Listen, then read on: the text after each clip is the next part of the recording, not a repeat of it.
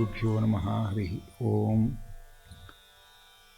ನಾರಾಯಣಾಯ ಪರಿಪೂರ್ಣಗುಣಾರ್ಣವಾಯ ವಿಶ್ವೋದಯಸ್ಥಿತಿಲಯೋನ್ನಿಯತಿಪ್ರದಾಯ ಜ್ಞಾನಪ್ರದಾಯ ವಿಬುಧಾಸುರಸೌಖ್ಯದುಃಖಸತ್ಕಾರಣಾಯ ವಿತತಾಯ ನಮೋ ನಮಸ್ತೆ. ಪ್ರಥಮೋ ಹನುಮಾನ್ ನಾಮ ದ್ವಿತೀಯೋ ಭೀಮ ಏವ ಚ ಪೂರ್ಣಪ್ರಜ್ಞಸ್ತೃತೀಯಸ್ತು ಭಗವತ್ಕಾರ್ಯಸಾಧಕಃ. ಹರಶಂಭೋ ಮಹಾದೇವ ವಿಶ್ವೇಶ ಅಮರವಲ್ಲಭ ಶಿವಶಂಕರ ಸರ್ವಾತ್ಮನ್ನೀಲಕಂಠ ನಮೋಸ್ತುತೇ. ಸಾಧಕರಿಗೆ ಸಾಧನೆಗೆ ಬೇಕಾದ ಅನುಕೂಲ ಮಾಡಿಕೊಡುವವರು ರುದ್ರದೇವರು. ಸರ್ವೋತ್ತಮನಾದ ಭಗವಂತ ಸರ್ವಪ್ರೇರಕನಾಗಿದ್ದಾನೆ. ಭಗವಂತನ ಆಜ್ಞೆಯಿಂದ ವಾಯುದೇವರು ಎಲ್ಲರೊಳಗೆ ನಿಂತು ಸಾಧನೆ ಮಾಡಿಸ್ತಾರೆ. ಭಗವಂತ ಸರ್ವೋತ್ತಮನಾದರೆ ವಾಯುದೇವರು ಸಾಧಕೋತ್ತಮರು, ಜೀವೋತ್ತಮರು. ಗರುಡಶೇಷ ರುದ್ರಾದಿಗಳು ಉಪಸಾಧಕರು ಅಂತ ಹೇಳ್ತಾರೆ. ಯಾವುದೇ ಕೆಲಸ ಮಾಡಬೇಕಾಗಿದ್ದರೆ ಮೊದಲು ಮಾಡಬೇಕು ಅಂತ ಮನಸ್ಸು ಬರಬೇಕು. ಮನಸ್ಸೇ ಇರದೇ ಹೋದರೆ, ಮನಸ್ಸಿಲ್ಲದೆ ಮಾಡಿದ ಕೆಲಸ ಅದು ನಮಗೆ ಫಲ ಕೊಡುವುದಿಲ್ಲ. ಜ್ಞಾನ ಸಂಪಾದನೆಗೆ ಹೊರಗಡೆ 5 ಜ್ಞಾನೇಂದ್ರಿಯಗಳಿದೆ. ಆದರೆ ಆ ಜ್ಞಾನೇಂದ್ರಿಯಗಳಿಗೂ ಮನಸ್ಸಿಗೂ ಒಂದು ಸಂಬಂಧ ಇದ್ದರೆ ಮಾತ್ರ ಹೊರಗಿನ ವಸ್ತುಗಳ ಬಗ್ಗೆ ನಮಗೆ ಗಮನ ಬರುತ್ತೆ. ಕಣ್ಣು ಏನೇ ನೋಡ್ತಾ ಇರಬಹುದು, ಮನಸ್ಸು ಇನ್ನೆಲ್ಲೋ ಇದ್ದರೆ ಕಣ್ಣಿನಲ್ಲಿ ಏನು ನೋಡಿದ್ದೇವೆ ಅನ್ನುವ ಸ್ಮರಣೆಯೇ ನಮಗಿರೋದಿಲ್ಲ. ಹಾಗೆ ಎಲ್ಲ ಜ್ಞಾನೇಂದ್ರಿಯಗಳಿಂದ ಜ್ಞಾನ ಸಂಪಾದನೆ ಆಗಬೇಕಾಗಿದ್ದರೆ ಅದಕ್ಕೆ ಒಳಗೆ ಮನಸ್ಸಿನ ಕೊಂಡಿ ಸೇರಿಕೊಳ್ಬೇಕು. ಅಂತಹ ಮನಸ್ಸಿಗೆ ಅಭಿಮಾನಿ ದೇವತೆಗಳು ನಮ್ಮ ರುದ್ರದೇವರು. ಆ ರುದ್ರದೇವರ ಪ್ರೇರಣೆ ಇಲ್ಲದೆ ಮನಸ್ಸು ಭಗವಂತನ ಕಡೆಗೆ ಹೊರಳಿಸಲಿಕ್ಕೆ ಸಾಧ್ಯವಾಗಲ್ಲ. ರುದ್ರದೇವರು ಅಹಂಕಾರ ತತ್ವಕ್ಕೆ ಅಭಿಮಾನಿಗಳು. ಮಹತ್ತತ್ವದಿಂದ 3 ಬಗೆಯ ಅಹಂಕಾರ ತತ್ವ ಸೃಷ್ಟಿಯಾಯಿತು ಅಂತ ಹೇಳ್ತಾರೆ. ಅದರಲ್ಲಿ ತಾಮಸ ಅಹಂಕಾರದಿಂದ ಪಂಚಭೂತಗಳು ಸೃಷ್ಟಿಯಾಯಿತು ಅಂತ ಹೇಳ್ತಾರೆ. ಪಂಚಭೂತಗಳ ಮಧ್ಯೆಯೇ ಬದುಕುವವರು ನಾವು. ನಮ್ಮ ದೇಹವು ಪಾಂಚಭೌತಿಕ ದೇಹ ಅಂತ ನಾವು ಕರಿತೇವೆ. ಹೀಗೆ ಪಂಚಭೂತಗಳ ಒಡನಾಟದಲ್ಲಿ, ಪಂಚಭೂತಗಳ ಸಹಕಾರದಿಂದ ಮನುಷ್ಯರಾಗಿ ನಾವು ಈ ಪ್ರಪಂಚದಲ್ಲಿ ಬೆಳೆದು ಸಾಧನೆಗಳನ್ನು ಮಾಡಿಕೊಳ್ಬೇಕಾಗಿದ್ದರೆ ಆ ಪಂಚಭೂತಗಳ ಅಭಿಮಾನಿ ದೇವತೆಗಳಿಗೂ ನಿಯಾಮಕರಾದ ಅಹಂಕಾರ ತತ್ವದ ಅಭಿಮಾನಿ ದೇವತೆಗಳಾದ ರುದ್ರದೇವರ ಅನುಗ್ರಹ ಅತ್ಯಂತ ಅವಶ್ಯ, ಕರ್ತವ್ಯ, ಸಂಪಾದ್ಯ. ರುದ್ರದೇವರು ಹಲವು ಅವತಾರಗಳನ್ನು ತಾಳಿದ್ದಾರೆ. ಹಲವು ಅವತಾರಗಳಿಂದಲೂ ನಮಗೆ ಅನೇಕ ಸಂದೇಶಗಳನ್ನು ಕೊಡ್ತಾ ಇದ್ದಾರೆ. ದೂರ್ವಾಸರು ಅಂತ ಹೇಳಿ ರುದ್ರದೇವರ ಒಂದು ವಿಶೇಷವಾದ ಅವತಾರ. ದೂರ್ವಾಸರನ್ನು ಅನೇಕ ಜನ ಅಸುರರು ಅವರನ್ನು ಖುಷಿಪಡಿಸಿ ತಮಗೆ ಬೇಕಾದದ್ದನ್ನು ಪಡೆದಿದ್ದಾರೆ. ಆದ್ದರಿಂದ ಬೇಕಾದದ್ದನ್ನು ಪಡೆದರೂ ದುರ್ವಾಸರ ಅನುಗ್ರಹವನ್ನು ದುರುಪಯೋಗ ಮಾಡಿಕೊಂಡವರು ಅಸುರರು. ಜರಾಸಂಧ ದುರ್ವಾಸರನ್ನು ಭಾರೀ ಉಪಚಾರ ಮಾಡಿ ಅನುಗ್ರಹ ಪಡೆದಿದ್ದ ಶಿವನ ಭಕ್ತನಾಗಿದ್ದ. ಆದರೆ ಒಮ್ಮೆ ದುರ್ವಾಸರಿಗೆ ಅಪಚಾರ ಮಾಡಿ ಶಿವನ ನಿಗ್ರಹಕ್ಕೂ ಪಾತ್ರನಾಗ್ತಾನೆ. ದುರ್ಯೋಧನ ದೂರ್ವಾಸರನ್ನು ಭಾರೀ ಕೃತಕ ವಿನಯದ ನಡೆಯಿಂದ ಆತಿಥ್ಯವನ್ನು ಮಾಡಿ ಖುಷಿಪಡಿಸಿ ಪಾಂಡವರನ್ನು ಕೆಣಕಲಿಕ್ಕೆ ಕಾಡಿನಲ್ಲಿರುವ ಪಾಂಡವರಲ್ಲಿ ಹೋಗಿ ನೀವು ಆತಿಥ್ಯ ಪಡೆಯಿರಿ ಅಂತ ಹೇಳಿ ದುರುದ್ದೇಶದಿಂದ ದುರ್ವಾಸರನ್ನು ಪಾಂಡವರ ಬಳಿಗೆ ಕಳಿಸ್ತಾನೆ. ಹೀಗೆ ಸಜ್ಜನರನ್ನು ದುರುಪಯೋಗ ಮಾಡಿಕೊಳ್ಳುವ ದುರ್ಜನರು ಇರ್ತಾರೆ, ಸಜ್ಜನರನ್ನು ಸದುಪಯೋಗ ಮಾಡಿಕೊಂಡು ಉದ್ಧಾರ ಆಗುವವರು ಇರ್ತಾರೆ. ದುರ್ವಾಸರನ್ನು ನಾವು ನೆನೆಸಿಕೊಂಡಾಗ ಇಡೀ ಸಮುದ್ರದ ಮಥನದ ಕಥೆಗೆ ಮೂಲ ದೂರ್ವಾಸರು ಬರ್ತಾರೆ. ದೂರ್ವಾಸರು ವಿದ್ಯಾಧರ ಸ್ತ್ರೀಯರ ಕೈಯಲ್ಲಿದ್ದ ವಿಶೇಷವಾದ ಐಶ್ವರ್ಯಪ್ರದವಾದ ಮಾಲೆಯನ್ನು ಪಡೆದು ಐರಾವತವನ್ನೇರಿ ಬರುತ್ತಿದ್ದ ಇಂದ್ರನಿಗೆ ಆ ಹೂಮಾಲೆಯನ್ನು ಕೊಟ್ಟಿದ್ದಾರೆ. ಇಂದ್ರ ಐಶ್ವರ್ಯಪ್ರದವಾದ ಆ ಹೂಮಾಲೆಯನ್ನು ತಿರಸ್ಕಾರ ಮಾಡಿದ್ದರ ಪ್ರಭಾವದಿಂದ ಐಶ್ವರ್ಯ ಭ್ರಷ್ಟನಾಗುವಂತೆ ಶಾಪ ಪಡೆದಿದ್ದಾರೆ. ಆ ಶಾಪ ಪಡೆದ ಪ್ರಭಾವ ಅದರಿಂದಾಗಿ ಮುಂದೆ ಅವರು ಭಗವಂತನಲ್ಲಿ ಹೋಗಿ ಪ್ರಾರ್ಥನೆ ಮಾಡಿ ಸಮುದ್ರ ಮಥನದ ಕಥೆಯೆಲ್ಲ ಅಲ್ಲಿಂದ ಮುಂದೆ ಪ್ರಾರಂಭ ಆಗತ್ತೆ. ಮಹಾಭಾರತದಲ್ಲಿ ಪ್ರಧಾನ ಪಾತ್ರಧಾರಿಗಳಾದ ಪಾಂಡವರ ಜನ್ಮಕ್ಕೆ ದೂರ್ವಾಸರು ಕುಂತಿಗೆ ಕೊಟ್ಟ ವರ ನಿಮಿತ್ತ ಆಗಿದೆ. ದೂರ್ವಾಸರು ಬಹಳ ಮುಂಗೋಪಿಗಳು ಅಂತ ಪ್ರಸಿದ್ಧರಾದವರು. ಕುಂತಿ ದೂರ್ವಾಸರನ್ನು ಅವರು ಸಿಟ್ಟು ಮಾಡಿಕೊಳ್ಳಲಿಕ್ಕೆ ಅವಕಾಶ ಕೊಡದೇ ಇರೋ ಹಾಗೆ ಅತ್ಯಂತ ಸ್ನಿಗ್ಧವಾದ ಭಕ್ತಿಯಿಂದ ಸೇವೆ ಮಾಡಿ ದೂರ್ವಾಸರನ್ನು ಒಲಿಸಿಕೊಂಡು ದೂರ್ವಾಸರಿಂದ ಮಂತ್ರೋಪದೇಶ ಪಡೆದು ಅದರ ಪರಿಣಾಮವೇ ಪಾಂಡವರ ಉತ್ಪತ್ತಿಯಾಯಿತು. ಮುಂದೆ ಹೀಗೆ ಪಾಂಡವರ ಉತ್ಪತ್ತಿಗೆ ನಿಮಿತ್ತ ದೂರ್ವಾಸರು ಕೊಟ್ಟ ವರ ಆಯಿತು. ಸಮುದ್ರ ಮಥನದ ಕಥೆಗೆ ನಿಮಿತ್ತ ದೂರ್ವಾಸರು ಕೊಟ್ಟ ಶಾಪ ಕಾರಣ ಆಯಿತು. ಹೀಗೆ ಆ ರುದ್ರದೇವರ ಒಂದು ವಿಶೇಷವಾದಂತಹ ಬೇರೆ ಬೇರೆ ಅವತಾರದ ಕಥೆಗಳು ನಮಗೆ ರೋಚಕವಾಗತ್ತೆ. ದೂರ್ವಾಸರು ವೈಷ್ಣವನಾದ ಅಂಬರೀಷನನ್ನು ಕೆಣಕಿ ಭಗವಂತ ದೂರ್ವಾಸರು ಪ್ರಯೋಗ ಮಾಡಿದ ಕೃತ್ಯೆಯನ್ನು ತನ್ನ ಸುದರ್ಶನ ಚಕ್ರದಿಂದ ನಿಗ್ರಹ ಮಾಡಿ ಅಂಬರೀಷನನ್ನು ಕ್ಷಮೆ ಕೇಳುವಂತೆ ದೂರ್ವಾಸರಿಗೆ ತಾನು ಪ್ರೇರಣೆ ಮಾಡಿದ್ದಾನೆ ಭಗವಂತ. ಅಂದರೆ ಇದರ ಅರ್ಥ ಯಾರೂ ಕೂಡ ವಿಷ್ಣು ಭಕ್ತರನ್ನು ಅವಮಾನ ಮಾಡಬಾರದು ಅನ್ನುವ ಎಚ್ಚರಿಕೆ ಕೊಡುವುದಕ್ಕೆ ದೂರ್ವಾಸರನ್ನು ಭಗವಂತ ಬಳಸಿಕೊಂಡಿದ್ದಾನೆ. ಅದರಂತೆಯೇ ದೂರ್ವಾಸರ ಆತಿಥ್ಯ ಅಂತಲೇ ಬಹಳ ಪ್ರಸಿದ್ಧ. ದೂರ್ವಾಸರು ಅವರ ಆತಿಥ್ಯ ನಡೆಸೋದು ಯಾಕೆ ಕಷ್ಟ ಅಂತಂದರೆ ಅದಕ್ಕೆ ಹೇಳ್ತಾರೆ ಮಹಾಭಾರತದಲ್ಲಿ. ಅವರು ಇಂತಿಂಥ ಭಕ್ಷ್ಯ ಭೋಜ್ಯಗಳನ್ನೆಲ್ಲ ಮಾಡಬೇಕು ಅಂತ ಪಟ್ಟಿ ಕೊಡ್ತಾರೆ. ಎಲ್ಲರ ಸಿದ್ಧ ಮಾಡಿಕೊಂಡು ಕೂತು ಅವರನ್ನು ನಿರೀಕ್ಷೆ ಮಾಡಿ ಹೇಳ್ರಿ ಅಂತ ಊಟಕ್ಕೆ ಅಂತಂದರೆ ಅವರು ನನಗೆ ಈಗ ಏನು ಬೇಡ ಅಂತ ಅಂದ್ಬಿಡ್ತಾರೆ. ಇಂಥ ದಿವಸ ಬರ್ತೇನೆ ಮಾಡಿಡು ಅಂತ ಹೇಳ್ತಾರೆ, ಆ ದಿವಸ ಬರೋದೇ ಇಲ್ಲ.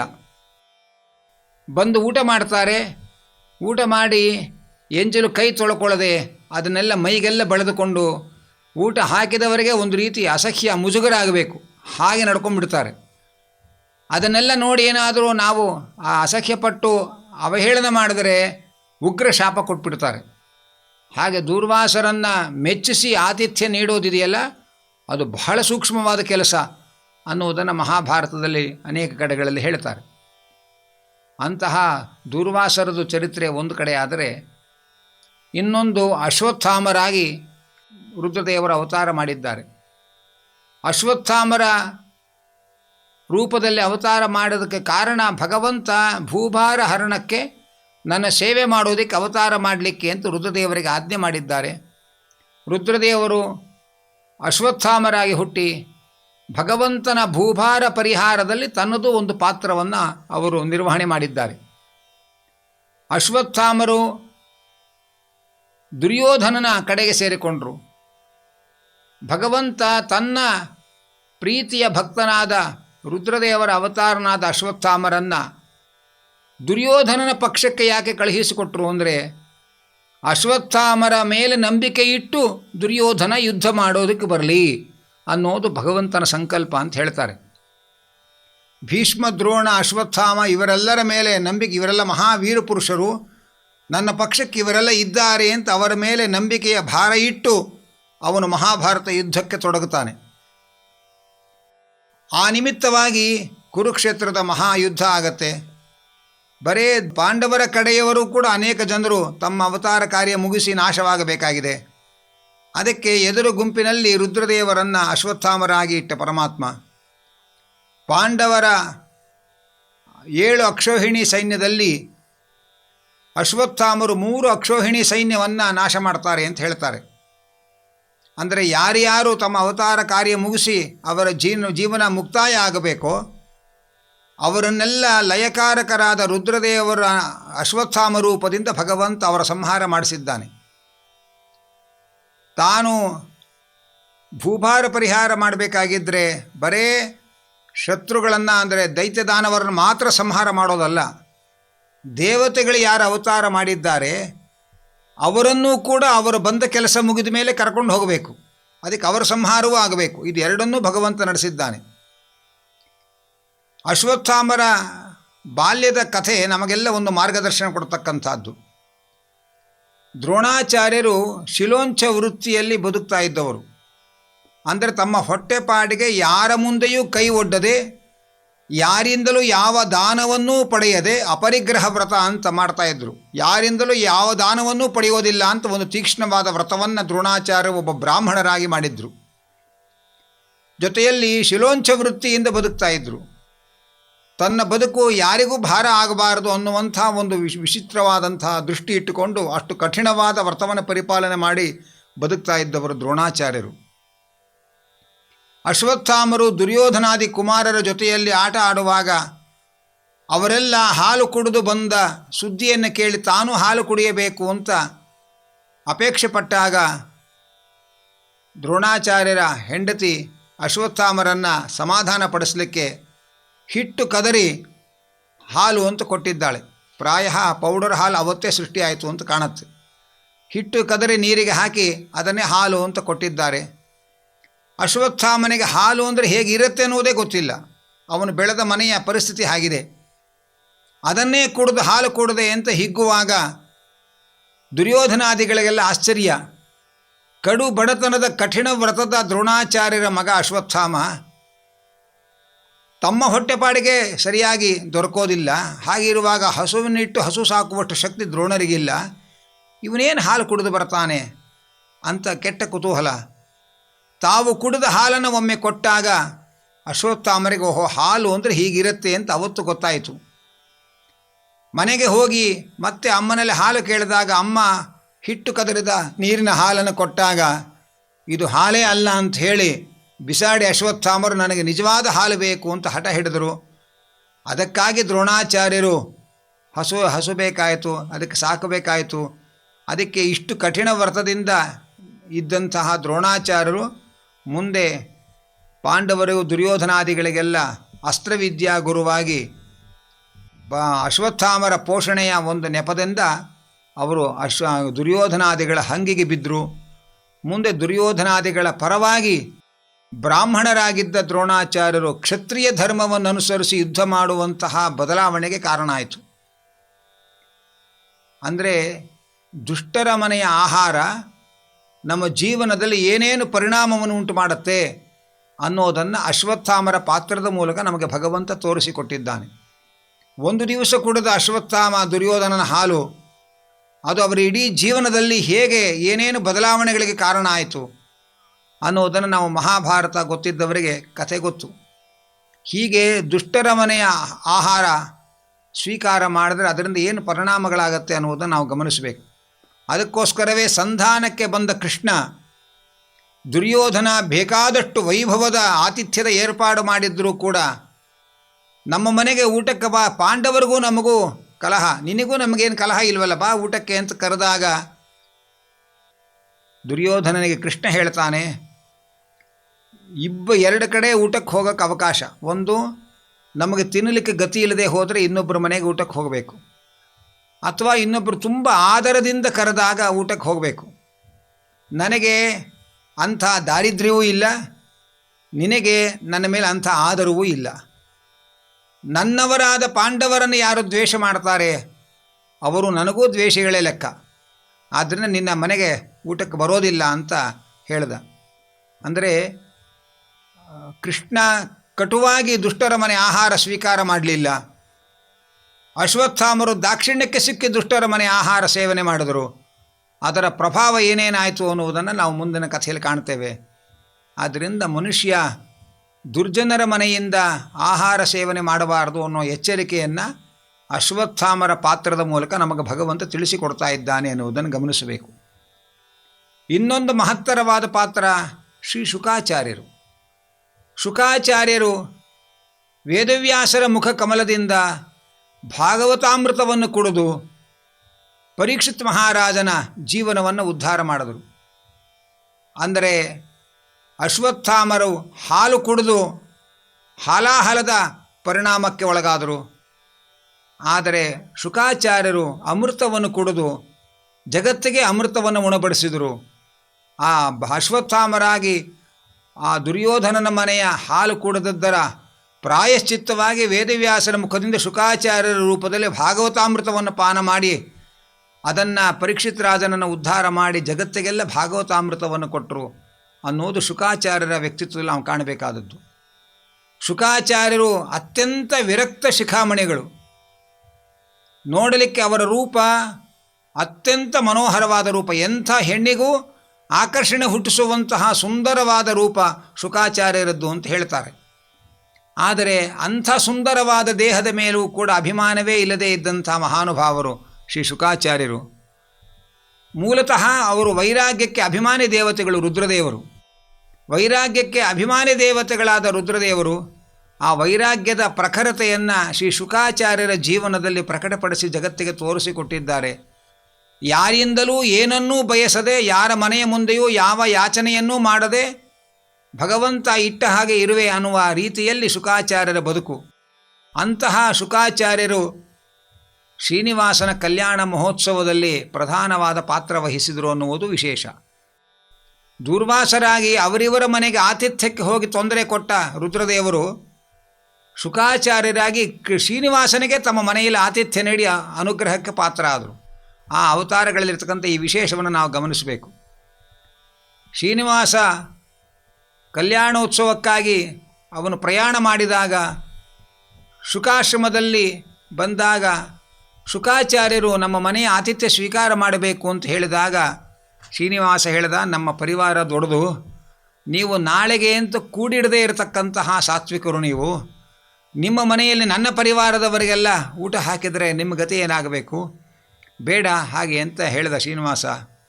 ಬಕುಳಾದೇವಿ ಹೇಳ್ತಾಳೆ, ಶ್ರೀನಿವಾಸ ಹಾಗೆಲ್ಲ ಜಂಬ ಮಾಡಬಾರ್ದು, ಶುಕಾಚಾರ್ಯರು ಭಕ್ತಿಯಿಂದ ಕರಿತಾ ಇದ್ದಾರೆ, ಪಾಪ ನಿನ್ನ ಮದುವೆಗೆಲ್ಲ ಅವರು ಪಾತ್ರಧಾರಿಗಳು ಓಡಾಡಿದ್ದಾರೆ, ಅವ್ರ ಮನೆಯ ಆತಿಥ್ಯ ಸ್ವೀಕಾರ ಮಾಡಬೇಕು ಅಂತ ಬಕುಳಾದೇವಿ ಶ್ರೀನಿವಾಸನಿಗೆ ಒತ್ತಾಯಪಡಿಸ್ತಾಳೆ.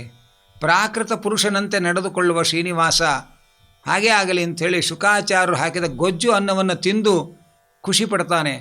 ತಿಂದದ್ದು ಅವನು ಮಾತ್ರ, ಹೊರಗಿದ್ದವರಿಗೆಲ್ಲ ತೃಪ್ತಿಯಾಗಿ ಹೋಯಿತು, ಊಟ ಮಾಡಿದ ತೃಪ್ತಿಯಾಗಿ ಹೋಯಿತು.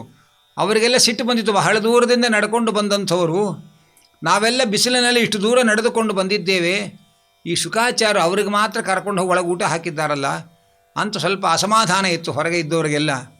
ಯಾವಾಗ ಶ್ರೀನಿವಾಸ ಶುಕಾಚಾರ್ಯರ ಆತಿಥ್ಯವನ್ನು ಸ್ವೀಕಾರ ಮಾಡಿ ತನ್ನ ತೃಪ್ತಿಯ ತೇಗು ಪ್ರಕಟಪಡಿಸಿದ, ಆಗ ಉಣ್ಣದೇನೇ ಎಲ್ಲರಿಗೂ ತೃಪ್ತಿಯಾಗಿ ಹೋಯಿತು. ಇದೇ ತರಹ ದೂರ್ವಾಸರು ಆತಿಥ್ಯಕ್ಕೆ ಬರುವ ಸಂದರ್ಭ ಪಾಂಡವರ ಮನೆಗೆ ಬಂದಾಗ ದುರ್ಯೋಧನ ಹೇಳಿ ಕಳಿಸಿದ್ದ, ಅಕ್ಷಯ ಪಾತ್ರ ಎಲ್ಲ ತೊಳೆದಿಟ್ಟ ಮೇಲೆ ಹೋಗಿ ನೀವು ಆತಿಥ್ಯ ಪಡೆಯಬೇಕು ಅಂತ ಈ ಕುತಂತ್ರದ ಒಂದು ವಿಚಾರವನ್ನು ಹೇಳಿ ಕಳಿಸಿದ್ದ. ದೂರ್ವಾಸರು ಬಂದಿದ್ದಾರೆ, ಧರ್ಮರಾಜರು ಊಟ ಕೇಳಿ ಅಂತ ಕೈ ಮುಗಿದುಬಿಟ್ಟಿದ್ದಾರೆ. ಒಳಗೆ ಅಕ್ಷಯ ಪಾತ್ರೆಯನ್ನು ತೊಳೆದಿದ್ದಾಯಿತು, ತೊಳೆದ ಮೇಲೆ ಮತ್ತಿನ್ನೇನು ಅದು ಆಹಾರ ಕೊಡಲ್ಲ. ಆಗ ಧರ್ಮರಾಜರು ಊಟಕ್ಕೆ ಆಹ್ವಾನ ಮಾಡಿದ್ದಾರೆ, ಒಳಗೇನು ಪದಾರ್ಥಗಳಿಲ್ಲ, ಏನು ಮಾಡೋದು ಅಂತ ಹೇಳಿ ಆ ದ್ರೌಪದಿ ಪಾಪ ಕೃಷ್ಣನಿಗೆ ಶರಣಾಗಿದ್ದಾಳೆ. ಭಗವಂತ, ನನ್ನ ಪಾಡು ಹೀಗಾಗಿದೆ, ನನ್ನ ಪರೀಕ್ಷೆ ಆಗ್ತಾ ಇದೆ, ನೀನೇ ಅನುಗ್ರಹ ಮಾಡಿ ರಕ್ಷಣೆ ಮಾಡಬೇಕು ಅಂತ ಕೃಷ್ಣನಲ್ಲಿ ಮೊರೆ ಇಟ್ಟಿದ್ದಾಳೆ. ಆ ದುರ್ವಾಸರು ನನ್ನ ಎಲ್ಲ ಶಿಷ್ಯಗಣ ಪರಿವಾರದ ಜೊತೆಯಲ್ಲಿ ಹೋಗಿ ಸ್ನಾನ ಮಾಡಿಕೊಂಡು ಬರ್ತೇನೆ ಅಂತ ಹೋದರು. ಇತ್ತ ಕಡೆ ಕೃಷ್ಣ ಬಂದ, ಅಮ್ಮ ನನಗೆ ತುಂಬ ಹಸಿವೆ ಆಗ್ತಾ ಇದೆ, ಏನಾದರೂ ಹಾಕು ಅಂತ ಹೇಳ್ದ. ದ್ರೌಪದಿ ಅಂತಾಳೆ, ಎಂಥ ಪರೀಕ್ಷೆ ಮಾಡ್ತಿ ಪ್ರಭು, ಬಂದ ಅತಿಥಿಗಳಿಗೆ ಹಾಕಲಿಕ್ಕೇನೂ ಇಲ್ಲ ಅಂತ ನಾನು ಪರಿತಪಿಸ್ತಾ ಇದ್ದರೆ ಮನೆಯಲ್ಲಿ ಬಂದು ನನಗೆ ಹಸಿವೆ ಆಗ್ತಾ ಇದೆ ಹಾಕು ಅಂತ ಹಸಿವೆ ಬಾಯಾರಿಕೆಗಳ ಪರಿಚಯವೇ ಇಲ್ಲದೆ ಇರತಕ್ಕಂಥ ನೀನು ಹೇಳ್ತೀಯಲ್ಲ ಹಾಗೆ ಅಂತ ಹೇಳಿದಾಗ, ಇಲ್ಲ ನೋಡು ಅಕ್ಷಯ ಪಾತ್ರೆಯಲ್ಲಿ ಏನೋ ಇದೆ ಹಾಕು ಅಂತ ಹೇಳಿ ಅಲ್ಲಿದ್ದಂಥ ಒಂದು ಶಾಖದಿಂದ ತಾನು ತೃಪ್ತಿಯ ತೇಗು ಬೀರಿದಾಗ ಸ್ನಾನಕ್ಕೆ ಹೋದಂತಹ ದೂರ್ವಾಸರ ಪರಿವಾರದವರು ಅಲ್ಲೇ ಹೊಟ್ಟೆ ಭಾರ ಆಗಿ ಇನ್ನು ಮನೆಗೆ ಹೋದರೆ ಕಷ್ಟ ಅಂತ ಹಿಂತಿರುಗಿ ಹೊರಟೋದ್ರು. ಧರ್ಮರಾಜ ಭೀಮಸೇನ ಕಳುಹಿಸ್ಕೊಡ್ತಾನೆ, ದೂರ್ವಾಸರು ಯಾಕೋ ಎಷ್ಟು ಹೊತ್ತಾಯಿತು ಬಂದಿಲ್ಲ ಇನ್ನೂ ಕೂಡ, ಹೋಗಿ ಕರ್ಕೊಂಡು ಬಾ ಅವರನ್ನು ಊಟಕ್ಕೆ ಹಾಗೆ ಅಂತ ಭೀಮಸೇನನನ್ನು ಕಳುಹಿಸಿಕೊಡ್ತಾನೆ ಧರ್ಮರಾಜ. ಭೀಮಸೇನ ಅಲ್ಲಿ ಹೋದರೆ ನದಿ ತೀರದಲ್ಲಿ ಯಾರೂ ಇಲ್ಲ. ಅಲ್ಲಿದ್ದವರನ್ನು ವಿಚಾರಿಸಿದಾಗ ಹೇಳಿದ್ರು, ಇಲ್ಲ ಅವರೆಲ್ಲ ಹೀಗೆ ಸ್ನಾನ ಮಾಡಿ ಹೊರಟೋದ್ರು ಹಾಗೆ ಅಂತ. ಮತ್ತು ವಿಚಾರ ಮಾಡಿದಾಗೆ ಗೊತ್ತಾಯಿತು, ಅವರಂದರು ದೂರ್ವಾಸರು ಎಲ್ಲರಿಗೂ ಕೂಡ ಊಟಕ್ಕೆ ಹೋಗೋಣ ಅಂತಂದರೆ ತಿಂದು ಹೊಟ್ಟೆ ಭಾರ ಆಗಿದೆ ಅನ್ನುವ ಹಾಗೆ ಎಲ್ಲರೂ ಒಳಗಿಂದಲೇ ತೃಪ್ತಿ ಆಗಿಬಿಟ್ಟಿದೆ, ನಾವು ಇಷ್ಟು ಜನ ಬರ್ತೇವೆ ಅಡುಗೆ ಮಾಡು ಅಂತ ಹೇಳಿಬಿಟ್ಟು ಬಂದಿದ್ದೇವೆ, ಇನ್ನು ನಾವು ಅಲ್ಲಿ ಹೋಗಿ ಊಟ ಮಾಡಲ್ಲ ಅಂತಂದರೆ ಅವರ ಅಸಮಾಧಾನಕ್ಕೆ ಕಾರಣ ಆಗಬೇಕಾಗತ್ತೆ, ಹೀಗಿಂದಿಗೆ ಹೊರಟೋಗೋಣ ಅಂಥೇಳಿ ದುರ್ವಾಸರು ಹಾಗಿಂದಾಗೆ ಹೊರಟೋದ್ರು. ಇಲ್ಲಿ ಶುಕಾಚಾರ್ಯರ ಮನೆಯಲ್ಲಿ ಉಂಡು ಶ್ರೀನಿವಾಸ ತೃಪ್ತಿಯ ತೇಗು ಬೀರಿ ಎಲ್ಲರಿಗೂ ಉಣ್ಣದೇನೇ ತೃಪ್ತಿ ಕೊಟ್ಟ. ಅಲ್ಲಿ ಕೃಷ್ಣ ಪರಮಾತ್ಮ ಪಾಂಡವರ ಮನೆಗೆ ಬಂದು ತಾನು ತೃಪ್ತಿಯಾಗಿ ಆ ಉಣ್ಣದೇ ಇರತಕ್ಕಂತಹ ದುರ್ವಾಸರ ಪರಿವಾರದವರಿಗೆಲ್ಲ ಉಂಡ ತೃಪ್ತಿಯನ್ನು ಕೊಟ್ಟ. ಇಂಥ ಒಂದು ಲೀಲಾ ವಿನೋದವನ್ನು ಭಗವಂತ ರುದ್ರದೇವರ ಅವತಾರದ ರೂಪದ ಜೊತೆಯಲ್ಲಿ ನಡೆಸಿದ್ದಾನೆ ಎನ್ನುವುದು ವಿಶೇಷ. ಯಾವುದರ ಸೆಳೆತಕ್ಕೂ ಒಳಗಾಗದೇ ಇರತಕ್ಕಂತಹ ಶುಕಾಚಾರ್ಯರು, ಯಾವುದನ್ನೂ ಬಯಸದೇ ಇರತಕ್ಕಂತಹ ಶುಕಾಚಾರ್ಯರು ಭಗವಂತನ ಮಂಗಳ ಕಥೆಯನ್ನು ಕೇಳಬೇಕು, ಹೇಳಬೇಕು ಅನ್ನುವ ಆಕರ್ಷಣೆ ಅವರಿಗಿತ್ತಂತೆ. ಎಲ್ಲದರ ಆಸೆ ಆಕರ್ಷಣೆಗಳನ್ನು ಬಿಟ್ಟವರಿಗೂ ಭಾಗವತದ ಆಕರ್ಷಣೆ ಇತ್ತು ಅಂತಂದರೆ ಆ ಒಂದು ವಿಚಾರ ನಾವೆಲ್ಲ ಗಮನಿಸಬೇಕಾದದ್ದು. ಮನಸ್ಸು ಒಂದನ್ನು ಕೆಟ್ಟದ್ದನ್ನು ಯೋಚನೆ ಮಾಡ್ತಾ ಇದ್ದರೆ ಅದನ್ನು ಬಿಡಿಸಬೇಕಾಗಿದ್ದರೆ ಅದಕ್ಕೆ ಇನ್ನೊಂದು ಕಡೆ ಗಮನ ಹರಿಸಬೇಕು. ಜಗಳ ಆಡುವ ಹಸುಗಳಿಗೆ ಬೇರೆ ಬೇರೆ ಆಹಾರವನ್ನು ತೋರಿಸಿದರೆ ಅದು ಹುಲ್ಲು ಹಿಡಿದು ಕೈ ಮುಂದೆ ಅದರ ಮುಂದೆ ಹೋದಾಗ ಆ ಎರಡೂ ಹಸುಗಳು ಆಹಾರದ ಕಡೆ ಗಮನ ಹರಿಸಿ ಆಚೆ ಈಚೆ ಹೋದರೆ ಅಲ್ಲಿ ಘರ್ಷಣೆ ತಪ್ಪತ್ತೆ. ಹಾಗೆ ಕೆಟ್ಟದ್ದನ್ನೇ ಯೋಚನೆ ಮಾಡುವ ಮನಸ್ಸಿಗೆ ಆ ಕೆಟ್ಟದ್ದನ್ನು ಯೋಚನೆ ಮಾಡೋದನ್ನು ಬಿಡಿಸಬೇಕಾಗಿದ್ದರೆ ಅದಕ್ಕೆ ಉಪಾಯ, ಅದಕ್ಕೆ ಇನ್ನೊಂದರ ಯೋಚನೆ ಕಡೆ ಹಚ್ಚಬೇಕದನ್ನು. ಹಚ್ಚಿದಾಗ ಇದು ಮರೆಯುತ್ತೆ. ಹಾಗೆ ಭಾಗವತವನ್ನು ಕೇಳುವ ಅಭಿರುಚಿಯನ್ನು ಮನಸ್ಸಿಗೆ ಹುಟ್ಟಿಸಿದರೆ ಆಗ ಕೆಟ್ಟ ವಾರ್ತೆಗಳನ್ನು ಕೇಳಿ ಖುಷಿಪಡುವಂತಹ ತಾಮಸತನ ತನ್ನಷ್ಟಕ್ಕೆ ಮನಸ್ಸಿನಿಂದ ದೂರ ಆಗತ್ತೆ. ಹೀಗೆ ಶುಕಾಚಾರ್ಯರಾಗಿ ಭಾಗವತಾಮೃತವನ್ನು ಪಾನ ಮಾಡಿಸಿ ಪರೀಕ್ಷಿತ್ ರಾಜನನ್ನು ಉದ್ಧಾರ ಮಾಡಿದ್ದಾರೆ. ಪರೀಕ್ಷಿತ್ ರಾಜನ ಜೀವನದಲ್ಲಿ 7 ದಿವಸಗಳು ಬಾಕಿ ಇತ್ತು ಅವನಿಗೆ ಮರಣಕ್ಕೆ. 7 ದಿವಸದ ನಂತರ ಶಾಪ ಅಂತ. ನಮಗೆ ಯಾರೂ ಇಷ್ಟು ಕನ್ಫರ್ಮೇಷನ್ ಕೊಟ್ಟಿಲ್ಲ, 7 ದಿವಸ ತನಕ ನೀವು ಬದುಕಿರ್ತೀರಿ ಅಂತ ಅನ್ನುವ ಕನ್ಫರ್ಮೇಷನ್ ನಮಗೆ ಯಾರೂ ಕೊಟ್ಟಿಲ್ಲ. ಆದ್ದರಿಂದ ಪರೀಕ್ಷಿತ್ ರಾಜನಿಗಿಂತಲೂ ಕೂಡ ತುರ್ತಾಗಿ ನಾವು ಭಾಗವತವನ್ನು ಕೇಳಬೇಕು.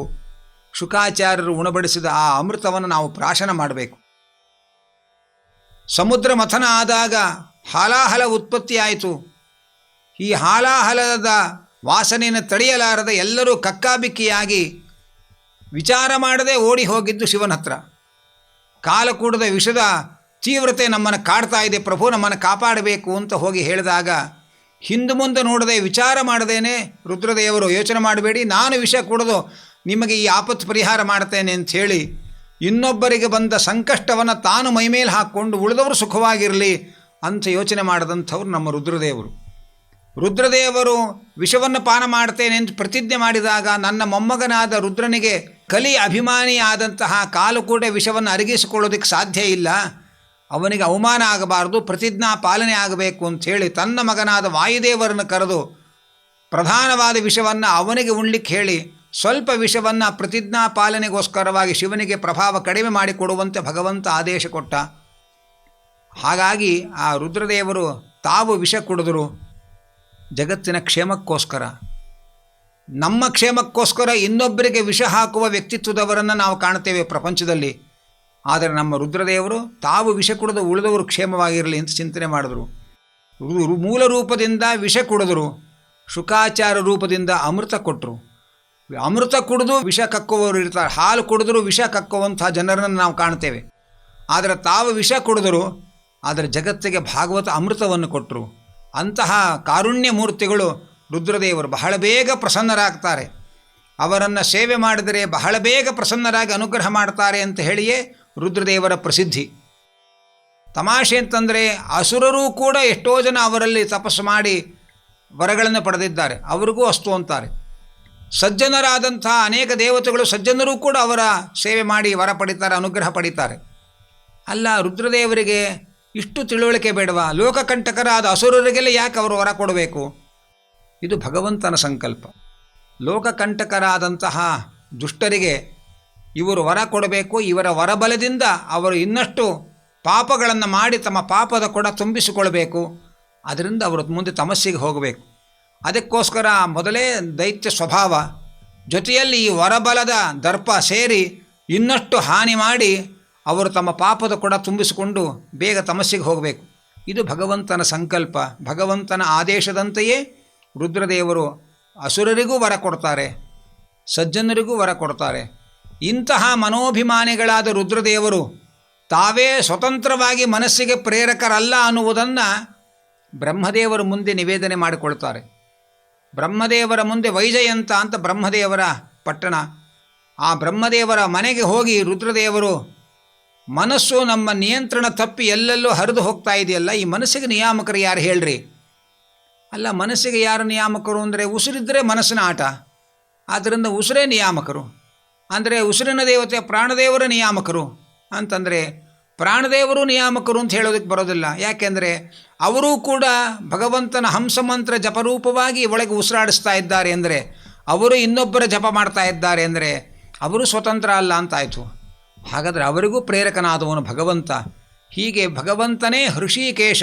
ಹೃಷಿಕ ಅಂದರೆ ಇಂದ್ರಿಯಗಳು, ಅದಕ್ಕೆಲ್ಲ ಈಶ ಅಂದರೆ ಭಗವಂತ ನಿಯಾಮಕ.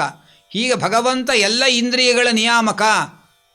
ಅದರಂತೆ ಮನೋನಿಯಾಮಕ ಅಂತ ನಾನೇನು ಪ್ರಸಿದ್ಧನಾಗಿದ್ದೇನೆ, ನನ್ನ ಮನಸ್ಸಿನ ಮೇಲೂ ನಿಯಂತ್ರಣ ಮಾಡತಕ್ಕಂಥವನು ಭಗವಂತ ಅನ್ನುವುದನ್ನು ಜಗತ್ತಿಗೆ ತೋರಿಸಿಕೊಟ್ಟು ವಿಷ್ಣು ಸರ್ವೋತ್ತಮ ಅನ್ನುವುದನ್ನು ಜಗತ್ತಿಗೆ ಮನವರಿಕೆ ಮಾಡಿಕೊಟ್ಟ ಮಹಾಪುರುಷರು ವೈಷ್ಣವೋತ್ತಮರು ಅಂತ ಕೃಷ್ಣನ ಕೈಯಲ್ಲಿಯೇ ವಿಭೂತಿ ರೂಪದಲ್ಲಿ ಹೇಳುವಾಗ ಹೇಳಿಸಿಕೊಂಡವರು. ಭಾಗವತದಲ್ಲಿ ಕೃಷ್ಣ ತನ್ನ ವಿಭೂತಿ ರೂಪಗಳನ್ನು ಉದ್ಧವರಿಗೆ ಹೇಳುವಾಗ ವೈಷ್ಣವಾನಾಂ ಯಥಾ ಶಂಭು, ವೈಷ್ಣವರಲ್ಲಿ ಶಂಭು ಶ್ರೇಷ್ಠನಾದವನು.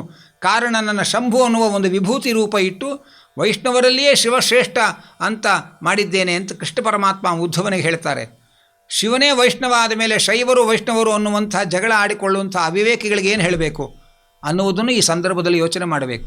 ಶಿವನನ್ನು ದ್ವೇಷ ಮಾಡುವವರು ವೈಷ್ಣವರೂ ಆಗಲ್ಲ, ವಿಷ್ಣುವನ್ನು ದ್ವೇಷ ಮಾಡುವವರು ಶೈವರೂ ಆಗಲ್ಲ. ಸರ್ವೋತ್ತಮನಾದ ವಿಷ್ಣುವಿನಲ್ಲಿ ಸರ್ವೋತ್ತಮವಾದ ಭಕ್ತಿಯನ್ನು ಮಾಡಬೇಕು. ವೈಷ್ಣವೋತ್ತಮರಾದ ರುದ್ರದೇವರಲ್ಲಿ ಒಳ್ಳೆ ಮನಸ್ಸು ಕೊಟ್ಟು ಸಾಧನೆ ಮಾಡಿಸು ಅಂಥೇಳಿ ಮನೋಭಿಮಾನಿಗಳಾದ ರುದ್ರದೇವರಿಗೆ ಶರಣಾಗಬೇಕು. ಭಾಗವತದ ಮೂಲಕ ನಮಗೆ ತತ್ವಜ್ಞಾನ ಕೊಟ್ಟು ನಮ್ಮನ್ನು ಅನುಗ್ರಹ ಮಾಡುವಂಥ ತತ್ವಜ್ಞಾನಕ್ಕೋಸ್ಕರವಾಗಿ ನಾವು ರುದ್ರದೇವರಲ್ಲಿ ಪ್ರಾರ್ಥನೆ ಮಾಡಬೇಕು. ರುದ್ರದೇವರಲ್ಲಿ ಶುಕಾಚಾರ್ಯರಲ್ಲಿ ವಾಯುದೇವರು ಒಂದು ವಿಶೇಷ ರೂಪದಿಂದ ಪ್ರವೇಶ ಮಾಡಿ ಭಗವಂತನ ಮುಖದಿಂದ ಭಾಗವತವನ್ನು ಕೇಳಿದ್ದಾರೆ ಅಂತ ಭಾಗವತದಲ್ಲಿ ಹೇಳ್ತಾ ಇದ್ದಾರೆ. ಆದ್ದರಿಂದ ಆ ಪ್ರಾಣದೇವರ ಪ್ರೇರಣೆ, ಭಗವಂತನ ಪ್ರೇರಣೆಗಳಿಂದ ಭಾಗವತೋತ್ತಮರಾದಂತಹ ರುದ್ರದೇವರು ನಮಗೆಲ್ಲರಿಗೂ ಕೂಡ ತತ್ವಜ್ಞಾನವನ್ನು ಕೊಡಲಿ. ಆ ಜ್ಞಾನ ಸಾರ್ಥಕ ಆಗಬೇಕಾಗಿದ್ದರೆ ಬೇರೆ ಬೇರೆ ಆಕರ್ಷಣೆಗಳು ನಮಗೆ ಬರಬಾರದು. ಅದಕ್ಕೆ ಭೌತಿಕ ವಿಷಯಗಳ ಬಗ್ಗೆ ಆಕರ್ಷಣೆ ಇಲ್ಲದಂತೆ ವೈರಾಗ್ಯವನ್ನು ಕೊಡಲಿ, ಭಗವಂತನಲ್ಲಿ ಹರಿದಾಡುವ ಒಳ್ಳೆಯ ಮನಸ್ಸು ಕೊಡಲಿ ಅಂತ ಪ್ರಾರ್ಥನೆ ಮಾಡ್ತಾ ರುದ್ರದೇವರ ಅಂತರ್ಗತ ಭಾರತೀ ರಮಣ ಮುಖ್ಯ ಪ್ರಾಣಾಂತರ್ಗತ ಜಯಾಪತಿ ಸಂಕರ್ಷಣನಲ್ಲಿ ನಾವು ಈ ಪ್ರವಚನ ಸೇವೆಯನ್ನು ಅರ್ಪಣೆ ಮಾಡೋಣ. ಕೃಷ್ಣಾರ್ಪಣಮಸ್ತು. ರುದ್ರದೇವರ ಮಹಿಮೆಯನ್ನು ತಿಳಿಸುವ ಈ ಸಂಚಿಕೆಗೆ ಪ್ರಾಯೋಜಕರಾಗಿ ಶ್ರೀಮತಿ ಹೇಮಾವತಿಯರ ಹೆಸರಿನಲ್ಲಿ ಅವರ ಕುಟುಂಬದವರು ಮಕ್ಕಳು ಈ ಸೇವೆಯನ್ನು ಸಲ್ಲಿಸಿದ್ದಾರೆ. ಆ ಇಡೀ ಕುಟುಂಬಕ್ಕೆ ರುದ್ರಾಂತರ್ಗತ ಜಯಾಪತಿ ಸಂಕರ್ಷಣ ಅನುಗ್ರಹ ಮಾಡಲಿ, ಇನ್ನಷ್ಟು ವಾಂಗ್ಮಯ ಸೇವೆಯನ್ನು ಅವರಿಂದ ಸ್ವೀಕಾರ ಮಾಡಲಿ ಅಂತ ಪ್ರಾರ್ಥನೆ ಮಾಡ್ತಾ ಈ ಸಂಚಿಕೆಯನ್ನು ಭಗವಂತನಲ್ಲಿ ಅರ್ಪಣೆ ಮಾಡ್ತಾ ಇದ್ದೇನೆ.